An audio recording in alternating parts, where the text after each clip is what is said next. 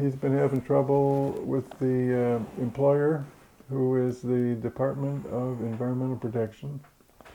Tell us, first of all, what is the current problems you're having? They're going after you for, they want to fire you? Yes. And they're saying that you went AWOL? Yes, amongst a bunch of other things. So there's a whole bunch of things they're coming up with. Yeah. And you're telling me the story. It seems that one of the obvious things about proof that they're trying to get rid of you is they have you report for duty at a place that's an inconvenient distance from where you could be working. They've done that a few times.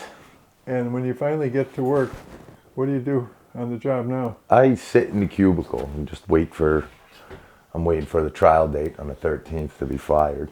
So they give you no work to do, you just sit in a chair in a cubicle. Yes. So put that in your own words. You show up like at a place. I show up in the morning, I sign in, you talk to people.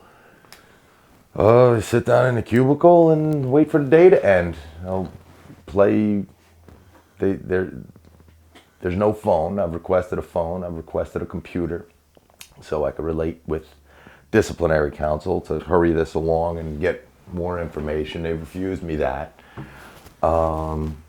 They disconnected the phone, so the phone doesn't even work. I have my cell phone. So how do you actually spend the day? Do you bring something to read? I bring a paper or two, do the crossword puzzle. We'll go down for lunch, we'll go out for a cigarette. And how long have they been trying to fire you? Probably about 6-8 years. Okay, and what was it like in the good old days before they tried to fire you? Oh, it was great. It was the best job in the world. I'd come home and tell my father about it even. He's a retired union mason, and we both agreed it was the dream job. I woke up in the morning, couldn't wait to get to work. And what did you do? Well, I started out as a maintainer, and I was involved in cutting the grass, clearing of the dams, plowing the snow, field maintenance it's called. And it was even a great job at that, The pay wasn't all there, but it was good work, that I miss now. And the responsibilities of the company, the government institution, the DEP, is mainly waters and sewers? Yes. Upstate, where I am, it's fresh water. There's a couple of sewage treatment plants, but one of them's been given over to a town, and I'm not. There's other ones I know east of Hudson and a little bit of west of Hudson, but east of Hudson there's two. One was given over to a town. So they have occasional construction things happening? Yes, that was the guy who did the general maintenance carpentry had retired on around my third year as a maintainer, my third year with the city. And carpentry construction, I was a mason since childhood up until I got a job with a carpenters union local in the city in Manhattan. So you're comfortable either as a mason or as a carpenter? Yeah. Just about 50-50. So as far as what a union carpenter or union mason should be able to do, you can do the... Sure. Oh yeah. I was in the carpenters union for quite a while. And I went through an apprenticeship program there too. In the union? Yes. The carpenters. Masons was the school of hard knocks, pretty much. And carpentry is sort of your strongest suit right now? Yeah, I'd have to say that. Like either or. Uh-huh. I could jump in doing a foundation or framing a house. So you were involved in some construction projects for DEP? Well, that's what I was getting to. The guy who was the carpenter, he had retired, and not saying I want to be the carpenter, I just said, can I have the keys to his truck? kind of meaning, can I take over his work detail? Because when he had big jobs and him and his helper couldn't handle, they knew that I would want to go, so I'd just automatically be voted to go, and I'd help them, and we worked good together. It was, it was fun. So they didn't have many carpenters up where you were. You were like the carpenter. Yeah, it was that guy and then me. When he retired, I took over the carpentry, which included pouring concrete, any block work, brick work, whatever they had to do that was construction. I was the guy, and I could handle anything. So you would make the forms to put the concrete into? Yes, we had done a pretty big job. The shop, it was a containment pad. It was rather big. I think it was 60 or 70 by 30. It was a foot thick of concrete. It had to be pitched from all sides so the contaminant would run down to a drain. That was an emergency job that had to be done in a month. They knew about it for 4 years, and a deadline popped up, and we had a month to do it. And there was nobody that worked there. Everybody that worked there was a good worker at their craft, but nobody had ever done this before. I was the only one, working with a transit, taking elevations, how high the base material would be, and then for the concrete level, and it was formed, poured, and it was pretty intricate, So you did some of the design? Yeah, it was a triangle. That's all they needed. That's all they gave me, and it had to come boop, boop, boop, and be just so. And it came out perfect, and it was seamless. And they appreciated your quality of your work? That was just another day, I did stuff like that all the time. Uh-huh. And I had good evaluations, good write-ups. Did some, and I did roofs, renovated bathrooms that were rotted out from all the old city houses. In the DP police precinct, I took that building out of condemnation. It was condemned. I worked in there. They had no place for the police to go. I worked in there and spruced that up so they could stay in there, and they're in there still today, even though they built a new precinct. A lot of good work, saved them a lot of money, and I enjoyed it. And like I was saying, it was a good job. And then about 2 years after that, I was promoted to the title of machinist. I was doing this work as a maintainer, and that was at a certain pay level, which isn't too good. The guys that are doing it now deserve a lot more for what they do. I was there with those guys. So I got the promotion. It came with a 50% pay raise. I think it was over 50% pay raise, which I didn't ask for it. I was given it. It was given to me as a gift for the hard work and the good work that I did. It was across the board skilled labor title. Everybody was machinist. The plumbers were machinists. The carpenter was a machinist. The welder was a machinist. The boss was a machinist. Everybody was a machinist. And then after I was made machinist, there was 2 maintainers brought in to be the helpers. Then later they got the machinist helpers title, which was a good raise too, almost 50, a little bit less than what I make. So So they don't have other categories like carpenters or machinists? No, it's no. like a skilled tradesman. They wouldn't bring that title up here, up to the northern section. So as it rolls on, I'm doing my work with my 50% raise, happy as a clam. I never complained. As far as the stuff you could complain about, it was just the usual kind of stuff that anybody in any job, particularly a government job, there's all kinds of subtleties and Yeah, cutting at corners. that it was very minimum. You know, I really couldn't. There was nothing to complain about. Like I said, it was a dream job Uh-huh. up until the EPA showed up and the FBI. So, as you were explaining the story, once somewhere along the line, early on, or no, sorry, I said that. 2 days before the shit hit the fan, they give you a little carpentry job. Yeah, A big. yeah. I was to put plugs in a mechanism that I had no idea why.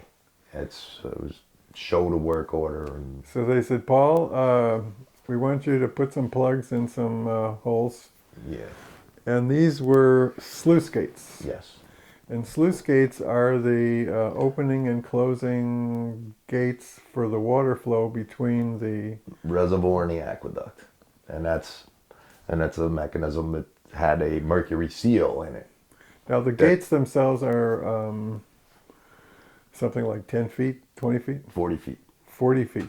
There's They're like a great big garage door. yes, yes. They might not be 40 feet. There's the screens in front of them that protect it. There's 8 5-foot sections of screens that come up that you clean, and that's pretty much the height of the water that goes into the aqueduct. How big the aqueduct is, I think it's pretty big, but I'm not sure about 40 feet. Okay. So they have these gates that are mechanically raised up and down to let the Yes. water go through. And so in order to put the plugs in, first you had to decide to cut the wood. And Well, I was told to just make plugs, and it was kind of weird the way it went because my boss came to me with the work order that was written by the head of the whole east of Hudson, which I've never heard of. And usually it was more casual. They didn't have yeah, he'd just say, "Wally, go do that," do this or do that, and I'd run off and I'd go do this or do that. I didn't really care. My job was to do what he says. So, and you're not allowed to refuse either. You can't refuse what they say. If you refuse, you can get insubordinate. written up. Yes, Yeah. and if you don't like it, you have to file a grievance. after you do it. Yeah, which would take a year with and it's a big sham, whatever. It doesn't do anything, so it's typical, I guess, government bureaucracy. I don't know. So they said they wanted you to put some plugs in. Did they first open the gates to show you what you had to do? Well, actually, I had to open them up. There's a series of bolts that came off of both sides, and you had to climb in there to get to where they wanted the plugs. Uh-huh. And So you looked at one and you measured how big they should be, and then you went and yes, well, actually, I took that off, and the scare at the time was PCBs. Everybody was worried about PCBs, and once that's the rumor, you kind of you're concerned about it. So I had asked my supervisor. I says, "Is there any way to test for PCBs?" And I kind of got a gussy look, like here I go, I'm going into this thing, and it's filled with oil. I'm worried about PCBs, and about 2 hours later, I was handed. 2 hours later, a guy shows up with what I know now to be a Jerome meter. I had no clue. I looked over about 30 feet away. He was being trained on this Jerome meter. I started to walk over, and I was told, "Wait there." So I couldn't hear what they were saying, but obviously, as I was trained, so the guy who knew what he was doing told my boss what to do. My boss came over to me, and it winds up I was trained wrong. Probably on purpose, because he was only 30 feet away, and he didn't want me to come over and hear it too.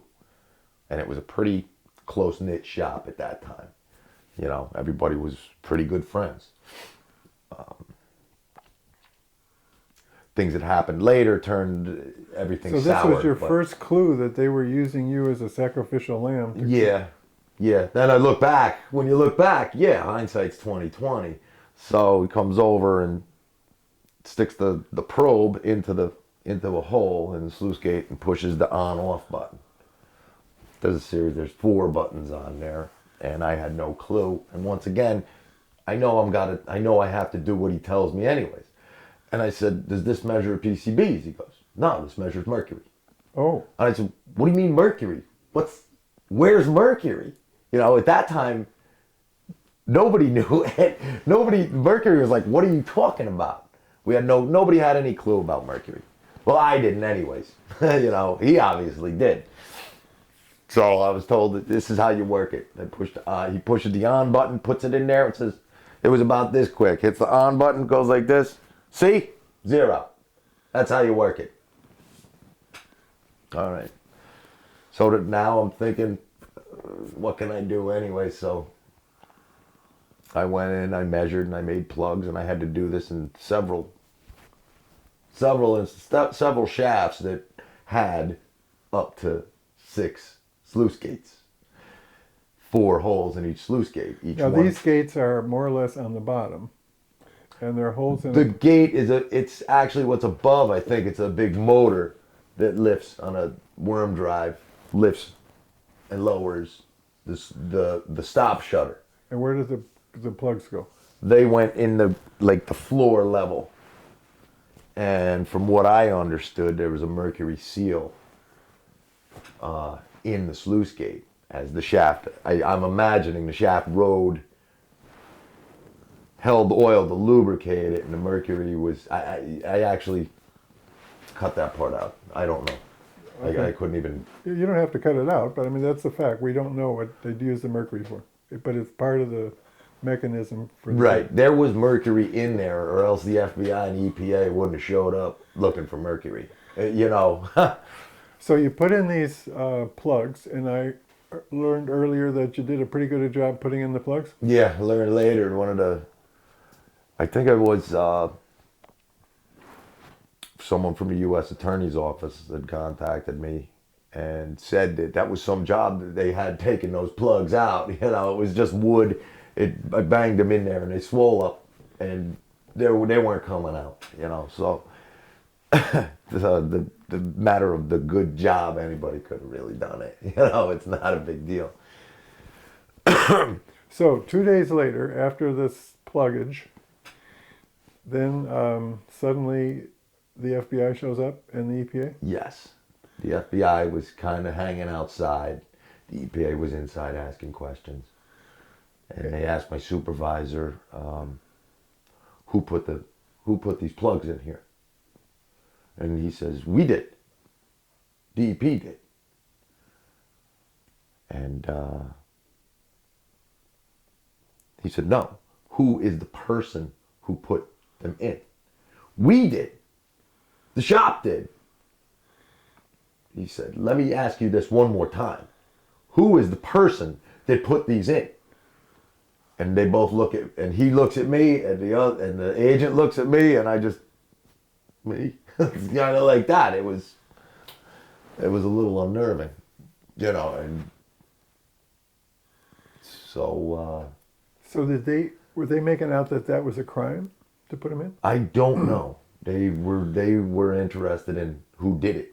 But the more interesting thing was the paperwork and the job order. That's Yeah. really the thing. Yeah, that was kind of odd. Like this certain upper management person, he never wrote a work order, you know, and I was there probably 4 or 6 years at that time, you know, and nobody ever heard of that. You never really saw him out. He did his work at his office, you know. So did that work order ever show up in the proceedings? Yes. Yeah, that was part of the evidence, I guess. Okay. So at first they asked you if you would voluntarily testify. You said no. I want a subpoena. So they got the subpoena. Correct. And so there you are. You go to the grand jury. There is some question whether or not it's a Well, even secret. getting to the grand jury was an issue. Oh. They were supposed to supply me a vehicle. Oh. I went to a different location to pick up a vehicle that would fit in the parking lots because I had a bigger truck, and they wanted to make me late. They were stalling giving me the key to the vehicle, and I'm stressing out here because I have a subpoena, like Court a order. warrant, isn't it? Yeah. You know, and I'm nervous. I don't know anything about these laws, or all I know is this piece of paper looks pretty official, and I better get there. Right. And I wasn't getting. There was no cooperation with getting the keys to a vehicle to get down there. I was about to go back and get my own vehicle and drive down there, or jump on a train in Gatona, where I was really close to at the time.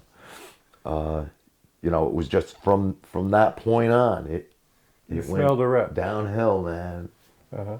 You know, so I got there and did my testifying. You know, Now, they just asked me questions that they already knew the answers to. They were all yes and no questions. Uh-huh. Now, could you tell from the questions what the big deal was with the plugs? No, I still didn't know what this. I still don't know. Okay. What the big deal of the plugs was. Uh-huh. It was maybe to stop the mercury vapors from getting into the water. I think I heard that once through this, to attempt to stop it. Uh-huh. But obviously it was a little too late of an attempt. They wound up pleading guilty to something, paying a $50,000 fine, and I guess... And replacing the sluice kits. Yes, I guess. You know, I don't know much about what they had to do. You didn't read about it in the papers. It's a pretty big deal, you know. So. Oh, one thing we left out was that before you testified, your supervisor, Mike, said what? Oh, he had said to everybody in the shop, if anybody asks you any questions, you just make sure you tell the truth. So that's what I had to go on when the FBI showed up at my house, asking me questions that were dead straight on yes or no, and he knew what he knew. You know, he already knew the questions. You know, and me, all I know is he told me to tell the truth. I said yes, I did do the work order. Yes, I did put plugs in there. I was offered no protection, no respirator. This should have been a respirator job. I wasn't even given a dust mask. I didn't know what was in there. I didn't know the effects of mercury. All I know is after I finally think I figured out how to work the Jerome meter, I went back and tested a few of them, and they were hot zones. Oh. So they had knowingly put me in a hot zone of mercury vapor. And nobody seems to care about that either. But that's not really my issue at the moment. But the issue at the moment is I spoke. I did what I was told to do. And I'm being punished for it. They're in the process of firing me. The judge told me I'm being fired. An arbitrating judge told me, you're going to be fired on the 13th. And if that sitting judge doesn't... 13th of February? Yes. And if that sitting judge doesn't fire you, the commissioner is probably going to fire you. So this has now been like 7 years? 10 to 7 years. Okay. So You know, it depends on where you start. from the plugs. Yeah. Well, saying, from 10 I years. remember my daughter was about 1 year old, and we were out in the back when the EPA agent came around, walked around my house and said, "Hi, I'm Dan." You know, but So that's 10 years. yeah. So in the course of the 10 years, first you tell Mike, you told me to tell the truth, I did, and then he said, no, actually you weren't supposed to. Well, he never said that, but you know, actions after that, obviously I wasn't. You know, I don't know. I had no clue what I was supposed to say to make everybody happy, but through it, I picked up somewhere that lying to a federal agent is a felony, and you're getting a year in jail for lying to a federal agent. And I wasn't going to do that bit, you know. So how soon after the plugs got installed and the testimony happened and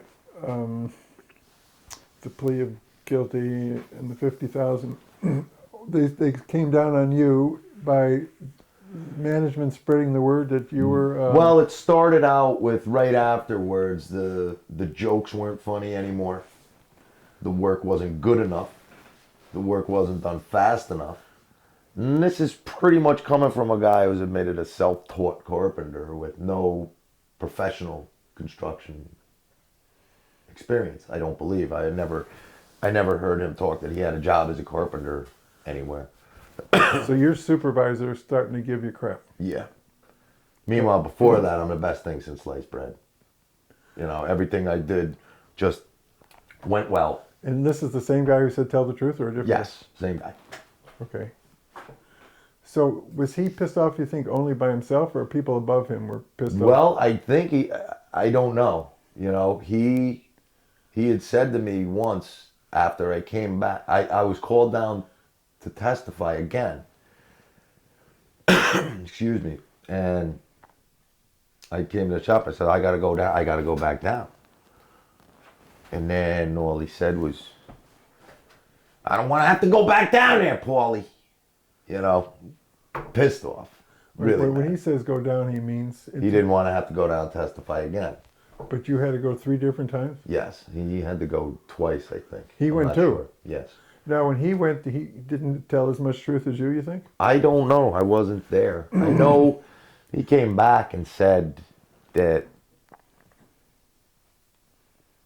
He came back and said he was asked about oils, any other spills. There was also an oil spill issue that she was asking him about. But that wasn't anything said, you knew about? No. Well, she also asked me, she knew about me driving 2 one-ton chlorine cylinders in the back of an open dump truck down 684 through Carmel, you know. Something had happened, and I was ignorant to everything. I was on my CDL permit at the time. In the time of the trial, the guy who was the senior driver had retired, and the poor guy died, you know, in that time. There was a trial for that? No, but she asked me about it in questioning at grand jury. Or I don't know if it was in question. No, that wasn't during grand jury. Now I lost track. But anyhow, there's so many things that go so far every which way. But mainly, so after the testimony, Mike testified, you testified, and he started getting hypercritical. Yes. And he wasn't laughing at your jokes anymore. To the point of ridiculous. You know, people around the watershed.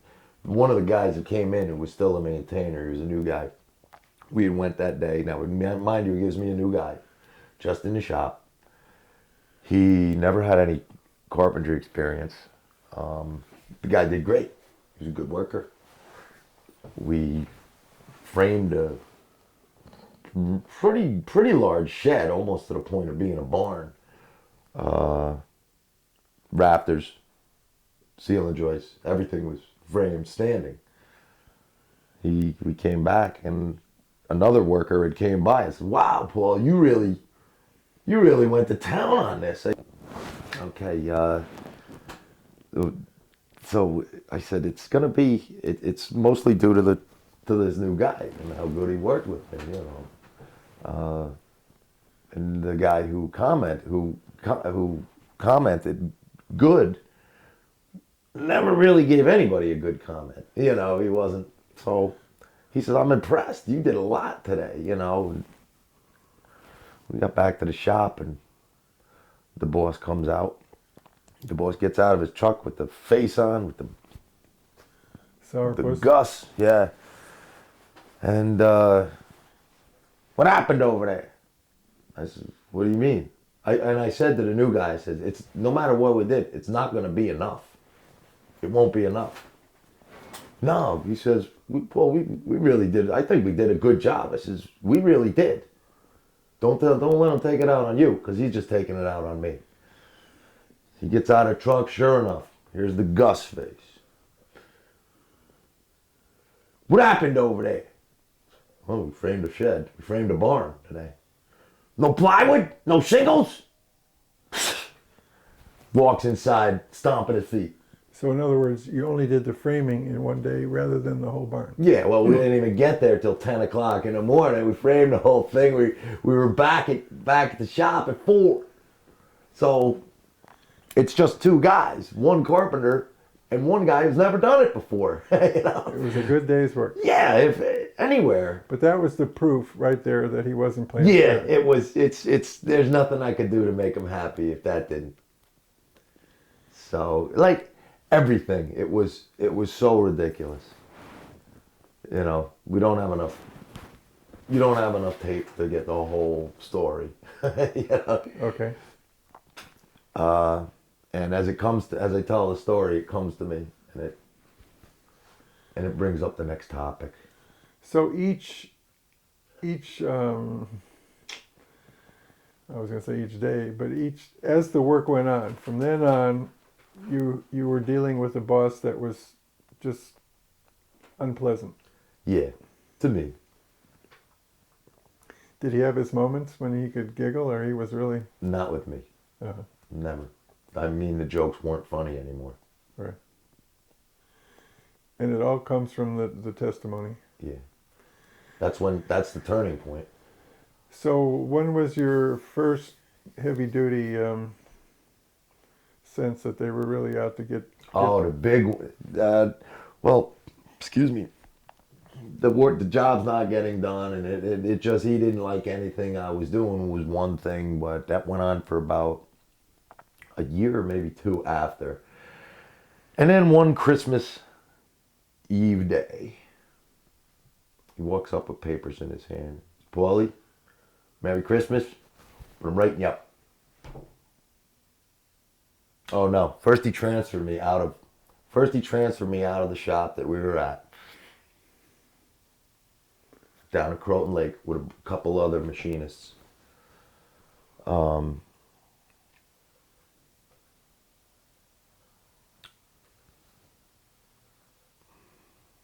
stayed there a month because you're only allowed to transfer for a month, a temporary transfer for a month. They sent me down there. There was friction because everybody knew this guy hated me. And if this guy hates me, you better hate me or else he's going to hate you. And that's how discrimination is like a cancer, you know. So they made it hard they tried to make it hard for me too. And eventually won him over. We got along, had coffee, tea, and, you know, I was there for a month. Then he came in, Christmas Eve day. So, Paulie, Merry Christmas. I'm writing you up. You got a job, we got a job, jobs for you to do down at Shaft 18. That's in Kensico.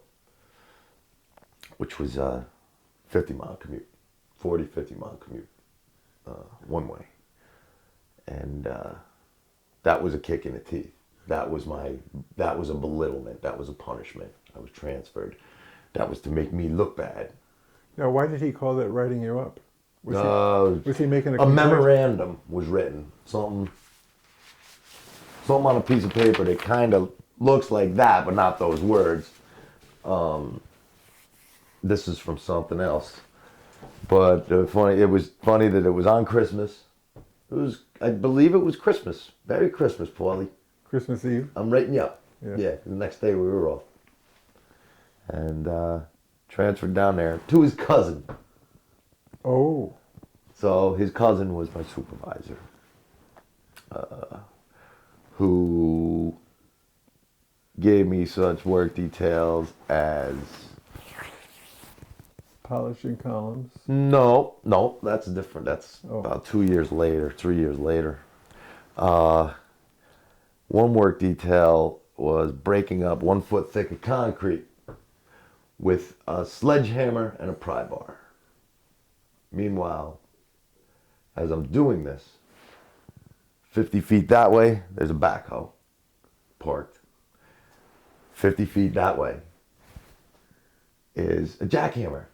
Like one of those ones you see on the side of the roads, a big industrial construction jackhammer. The normal tools to do it. Yeah, to make it easy and be done a little bit. Nope. I had to break it up by hand Which is the old with a sledgehammer. That's the Alone. old cracking rocks in the jailhouse. Yep, busting rocks. They were showing me now. You know, they were really teaching me. Funny thing is, I had done nothing for so long, they didn't know what to do with me. It was actually enjoyable. That's how long I was doing nothing. The doing nothing part, they were already giving you the do nothing. Yeah, they had sent me to the other shop and there was nothing for me to do. So you would just hang around. Yep. Now, when you Because they put me with the machinists. Meanwhile, I was never a machinist. He knew I wasn't a machinist. I got the title for machinist for being a carpenter. Right. They later tried to get me to do machinist work so they could write me up and fire me for incompetence. It wouldn't really go over too big when I never even said I was a machinist to any of them. Everybody knew I was Paulie the carpenter. You know, on my boat that I had registered on DEP, it said Paulie Carpenter DEP on the inside. And everybody knew me so good. The inspectors at the time saw the writing on the boat, and they had a question about it. They came to me and says, "Your boat on West Branch?" I says, "Yeah, it is." He said, "Oh, we saw it. It says Paulie DEP." You know, I said, "Yeah." You know, and we fixed up whatever the question was. It was just funny that everybody knew me as Paulie the carpenter, but now they want me to do machinist work. Then thanks to the... So that was a setup. Yes, that was the first effort to get me written up and down into the legal process of firing. It didn't work through the EH&S program that we've been trained on. I was sat down and we went to training on employee health and safety, and we learned the rules and regulations. We learned that you're responsible for your health and safety and the health and safety of your fellow city employee. So now I know they're out for me. Now if I don't report something, they could fire me. If they could say I didn't report something, they could fire me. This is as big a catch-22 as you could get. So I reported everything. I called the EH&S hotline, and not everything, but it did no good anyway. It was implemented by the federal monitor. It was also implemented from the hearings, from the grand jury, and the plea of guilty. It gets confusing, and it's pretty elaborate, but it's the truth, because you can't make this up. You'll never be able to. So that was the first effort to fire you. That didn't go anywhere. No. So then what did they try next? That was, where was I? Yeah, where were we? See, it's so... Well, he said now I went off track on that. Or no, he said he's going to write you up. He sends you over there. Yeah, okay, and I broke up the concrete, and I knew it was retaliation, and because I talked to another supervisor in that same place, a lower supervisor. This guy was one of the highest I think he was the highest supervisor, 2 levels lower. Another supervisor had overheard him saying to his cousin, who had originally was my boss and shipped me to his cousin. So he's saying back to him, yeah, he's out there. This is another supervisor telling me he heard this. He says, he was talking on a phone and I hear, yeah, he's out there, he's in the rain, he's busting up the concrete with a sledgehammer. And this is a supervisor telling me that. So at that point, I had called the union, and the union had actually done something.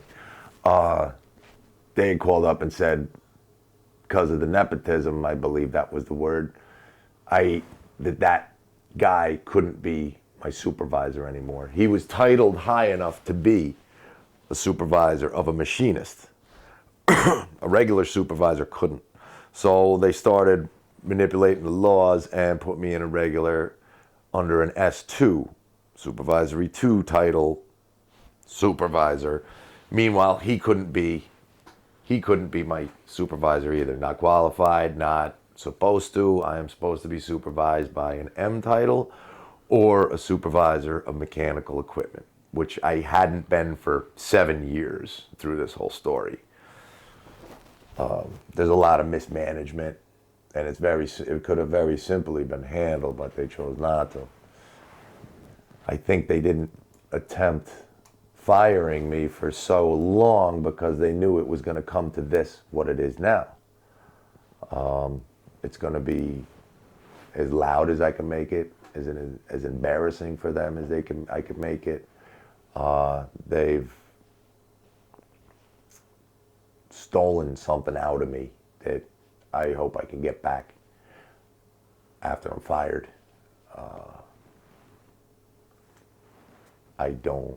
My divorce is mainly because of it. I became unbearable, unlivable. My ex-wife and I have discussed it. We've homed in on the problem, and that was the problem. The stress from the situation. Yes, the unknowing of what they're going to do next. And I was a ball of nerves, a bundle of nerves the whole time they wanted me to quit. And due to the money and the benefits and my children and the divorce, there was no way for me to quit. Plus, I'm not a quitter. So you put up with, can you just sort of give a summary rather than blow by blow as far as they put you in different places to... Yeah, I was just transferred 11 times in 10 years. 11 different, maybe 12. Minimum 11, maybe 15. It depends on how you count it, you know. And each time your own good nature and your charm, Yep. you would win over the guys pretty good? Yep. I'd be friends with all of the guys, you know, all of the guys except for the original shop that had to hate me because the boss hated me. And for whatever reason, that carried over after he left because I was back there again.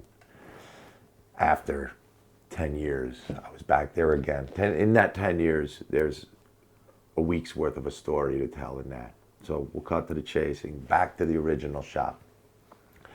I was there for 2 weeks, about 2 weeks. Don't quote me on the exact times because I have it all in my files. This being kind of last minute, I got to really dig into them to get them. It'd take me a week to get the exact dates. But within about 2 weeks of being in that shop, they tried to set me up for a failure. I didn't bite, and through the exorbitant training that I got due to retaliation from calling the 800 number, and they made me read the whole EH&S handbook selection. Each book is this thick. It took me a week per. So that was a work assignment? Really? Yes. Well, that was a punishment. Right. And the guy actually said to me, that was that was an S2 too. He couldn't have been my supervisor, but he played it, and I was playing the game along enough, but really you can't tell me anything to do. And he sat me down, he says, this is your work detail. You sit at your desk and you read this book. There's a coffee break at 9:15 and a lunch break, and there's no afternoon coffee break. No smoke breaks. So I had a cold at the time, and so happens I had a Costco-sized bag of those Hall's cough drops that were out in my truck. And it's amazing how slow you could walk to get your truck, to get your medication you need when you're sick. So I'd have a cigarette on the way, and that's how I broke the monotony. Going for my medication. I didn't feel good. I had a sore throat, and I needed a cough drop. So, kind of a cutesy play, but went in Rome. So, So right when you returned to the shop... Now I turned to the shop. Then there was a different manager there that came out of the woodwork. He was there for a while, but you never saw him. So I guess he was management's sacrificial lamb to either get involved with trying to set me up or they didn't want to get involved with what they know what was going to happen, which is something like this. It's inevitable. They had to see it was inevitable. So he set me up with two of the guys who didn't like me now due to the original supervisor. Meanwhile, there's a machinist helper in charge of the shop who conveniently was gone. He disappeared. He wasn't in the shop for that time, for the few days. And this guy came in playing the tough role, and you got to do this, this, this, and this. I says, well, to do this, I need to know this, this, this, and this. No, you don't. I says, this is a health and safety issue. I have to know this. I have to get specifications from this boom truck. You're telling me that 3 men are supposed to tether off to this for fall protection. I have to call health and safety. And when they get back in touch with me, I'll let you know if we can get started. We can proceed to the next step of health and safety. So in other words, you were using what you learned from the manual. Yeah. Well, if you follow every rule, you'll never do a darn thing. But if at this time I didn't follow one rule, they'd write me up. I'd be brought up on charges for not following the rules. And I think I've explained enough now where anybody watching would know that is evident, that they'd be doing that without telling the 2-week story, that you'd really understand what was going on. So that didn't work. We never actually did the job. I called PESH, the Public Employee Safety and Health, which is outside of New York City. They covered it up too. So the thing he wanted you to do was a bunch of crap anyhow? Yeah, it was useless. It never got finished. It was a start. There was no fall protection, and I questioned health and safety of it, and he couldn't come up with it. And he still ordered me to do it, and I said, I'm waiting, and he wanted me to go anyway. And I said, I know if I leave here, he's gonna get me for something. Working there, you can't get in trouble for doing nothing. If you do something, you can get in trouble for it. I learned that. So you just go with their rules, and they have to comply. So, so now, yeah. Now anyways, that didn't work out. And so there was a real guff around about it.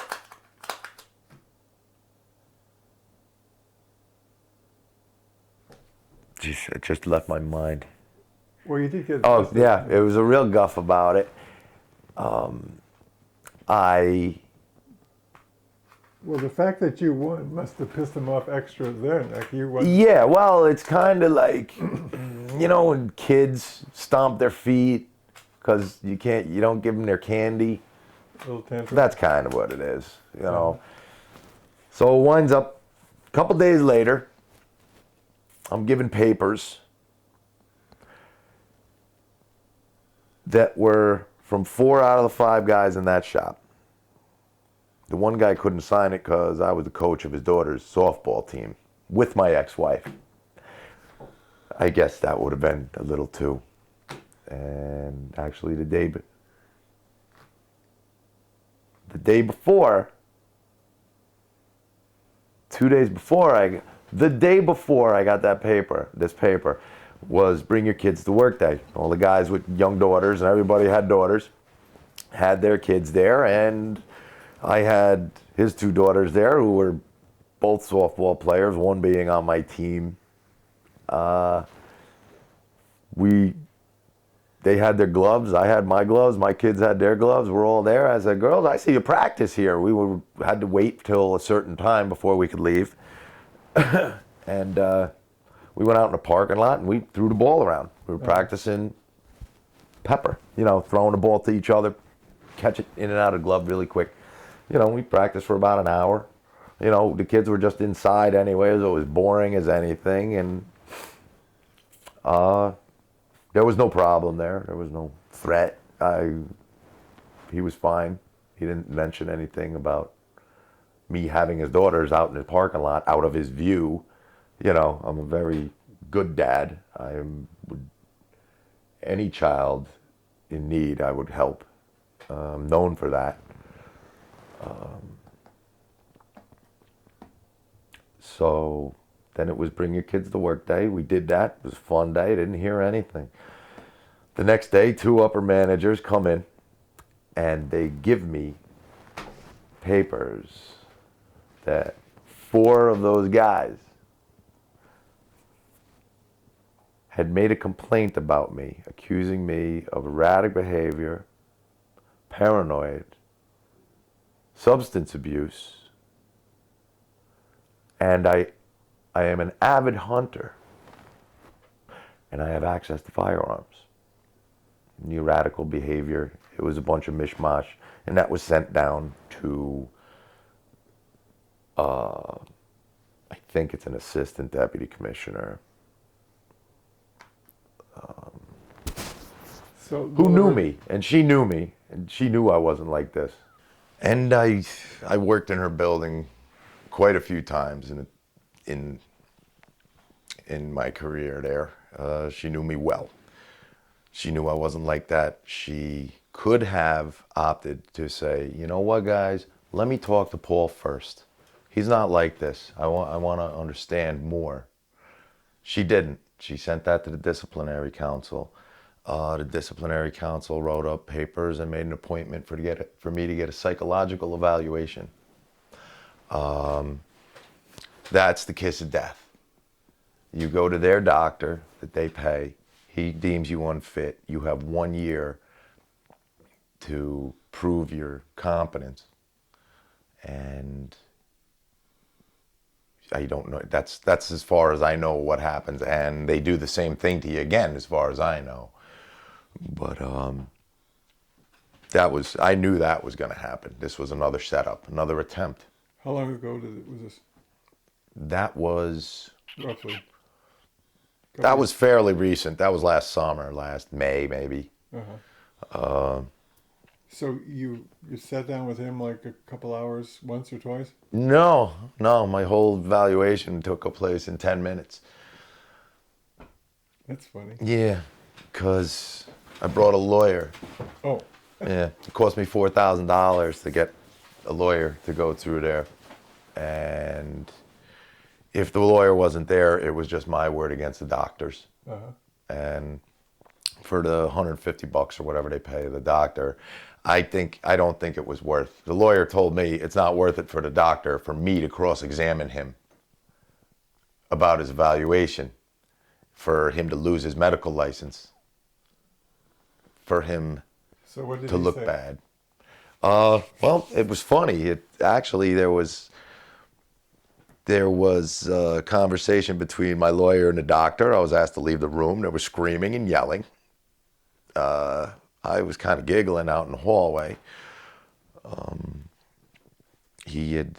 I was asked to come back in, and I sat down. The doctor had called disciplinary council, the woman who runs the disciplinary council.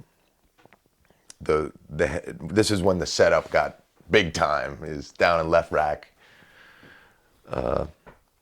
where the headquarters is.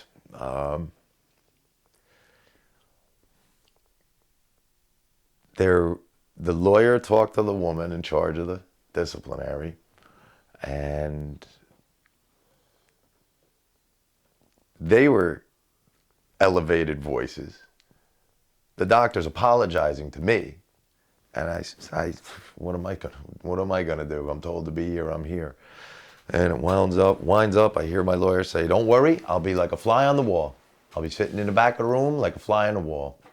He said whatever he had to say, just get off the phone with the lady. He knew what he could do. And there was a question of him having a right to be there, and he had every right in the world to be there, and they were trying to coerce him into leaving. So he sat in the back of the room. The doctor commenced his questioning. Said, so Paul, do you have any siblings? My lawyer gets up, sits down in a chair right next to me. The doctor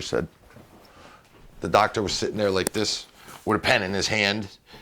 And he says, what are you doing? He goes, my lawyer said, I can't hear from back there, so I'm going to sit here. Okay?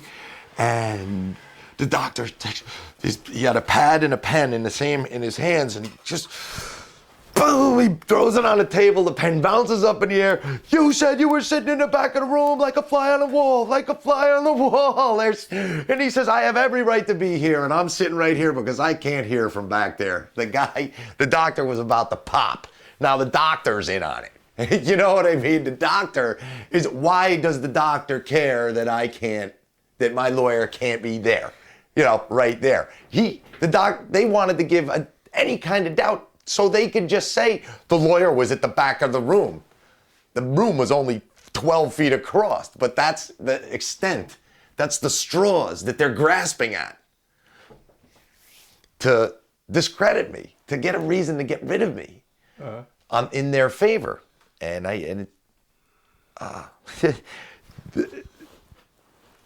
I was giggling, you know, I was chuckling the whole time under my breath. So pretty much I'm confused about what's going on. It's pretty embarrassing for the doctor. It was about the most unprofessional thing I've ever seen in my life. And so evident that this was a setup. That you couldn't believe it. It was so evident. How could they be this blatant about it? So... What was his questions like? Anything? Oh, okay. His question was, well, do you have any siblings? Boom! The pad goes down, the pen pops up in the air, the screaming from the lawyer to the doctor, right? This and that, okay, and this and that. They're yelling at each other, and he goes, okay, let's commence. No, he says, I'm terminating this meeting. I'm terminating this interview. All I knew was I was told to go down there, answer his questions. I put on my jacket. I took my hand out. I put my hand out and I said, Doctor, I have a sister. I've answered all your questions and you've terminated the meeting. Thank you very much. And I left. So I hear them, the doctor and the lawyer, hollering and screaming. It sounded like a cat fight. It was the screechy voices. It was embarrassing of men, you know. And I could hear him. I was outside on the street by then, and this was down in Queens or something. And so, Paul, we have a minute left on this first hour, and coming up in the next hour, we're going to finish that doctor story because that's a good one. And there's plenty more stories after that. Yeah. But to repeat, you testified that there was something with mercury involving getting into the water supply, and by telling the truth, it was stopped. That is an important thing, yeah. So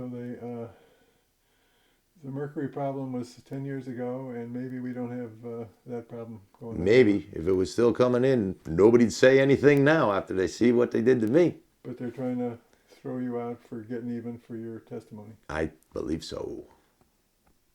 And what's your name there, buddy? Paul Danko. Nice that you are contributing to our knowledge on Truth for a Change. You know what I mean? This guy gives me flat rate retainer. Okay. I guess it's going to be the second hour now.